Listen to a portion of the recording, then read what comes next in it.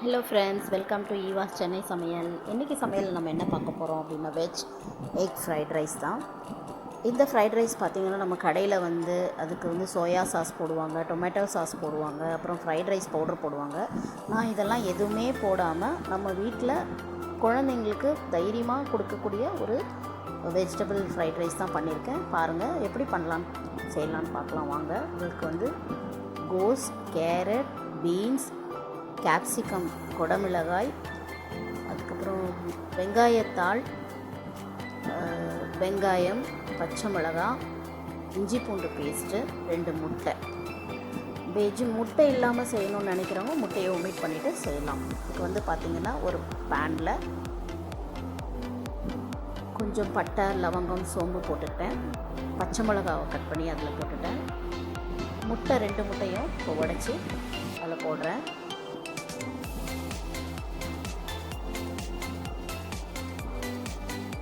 முட்டை நல்லா ஃப்ரை ஆன உடனே அதில் கொஞ்சம் வெங்காயத்தாள் போட்டுக்கிறேன்.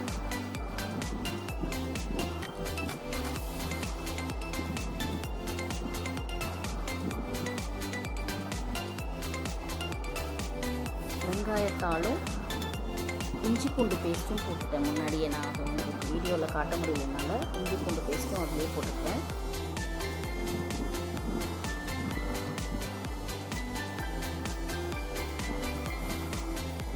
பீன்ஸ் கொஞ்சம் கட் பண்ணிடுங்க. பீன்ஸும், கேரட்டு, பீன்ஸு, வெங்காயத்தாள், அதுக்கப்புறம் கேப்சிகம், இது 4த்தையும் நல்லா நம்ம ஃப்ரை பண்ணிக்கலாம். நல்லா ஃப்ரை பண்ணிக்கோங்க. பொடியாக நறுக்கி வச்சுக்கிட்டு நீங்கள் ஃப்ரை பண்ணிங்கன்னா உங்களுக்கு அது ரொம்ப சீக்கிரமாக உங்களுக்கு வெந்துடும்.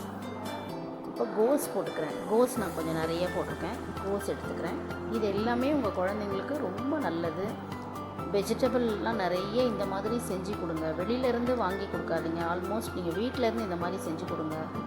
பசங்களுக்கு ரொம்ப பிடிக்கும். நீங்களும் ஹெல்த்தியாக கொடுத்த மாதிரி ஒரு ஃபீல் உங்களுக்கு இருக்கும்.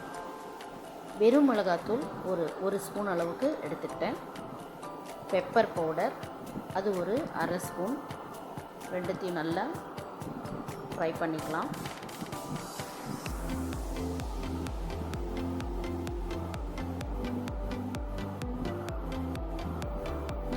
கரம் மசாலா தூள் ஒரு 1/4 ஸ்பூன் போட்டுக்கிட்டேன்.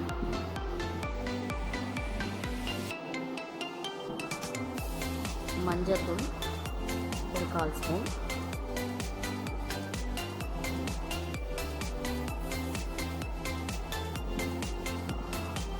நல்லா அந்த தூளெல்லாம் அதில் ஃப்ரை ஆகிற மாதிரி போட்டுக்கலாம். இப்போ அதில்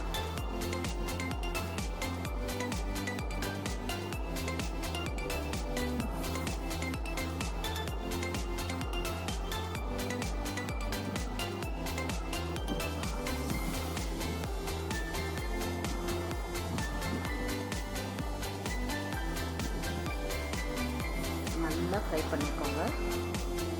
காய் அதிலே வேகணும், அந்த சூடுலேயே வேகணும். நான் ரொம்ப கிட்டத்தட்ட ஒரு 20 மினிட்ஸ்க்கு நான் ஃப்ரை பண்ணிக்கிட்டே தான் இருந்தேன்.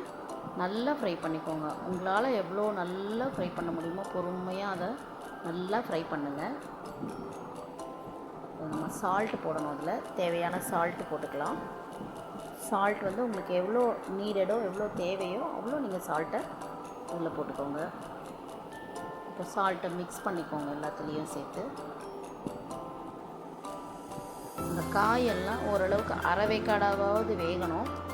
அதுக்காக தான் நான் திரும்ப திரும்ப நல்லா ஃப்ரை பண்ணிக்கிட்டே இருக்கேன். அதை தான் உங்களுக்கு நான் திரும்பவும் காமிச்சிக்கிட்டே இருக்கேன். ஓரளவுக்கு வெந்துருச்சு.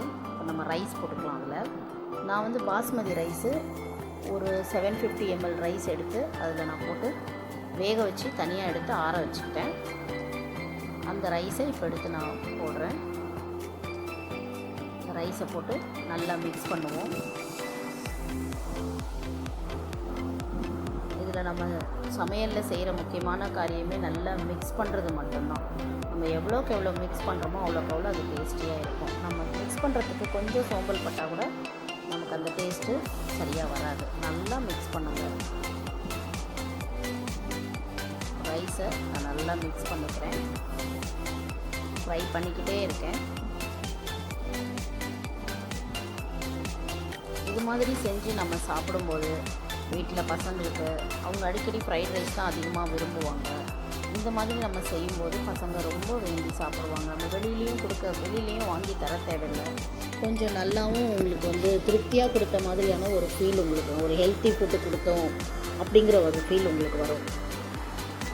இந்த மாதிரி செஞ்சு நீங்கள் வீட்டில் சாப்பிடும்போது நல்லா ஃப்ரை பண்ணுங்கள். அந்த எக்கோட அந்த இதெல்லாம் கூட நல்லா பர்ஸ்ட் ஆகிற மாதிரி ஃபுல்லாக ஃப்ரை பண்ணிவிடுங்க. அவ்வளோதான் ஃப்ரெண்ட்ஸ். தேங்க்ஸ் ஃபார் வாட்சிங் மை சேனல்.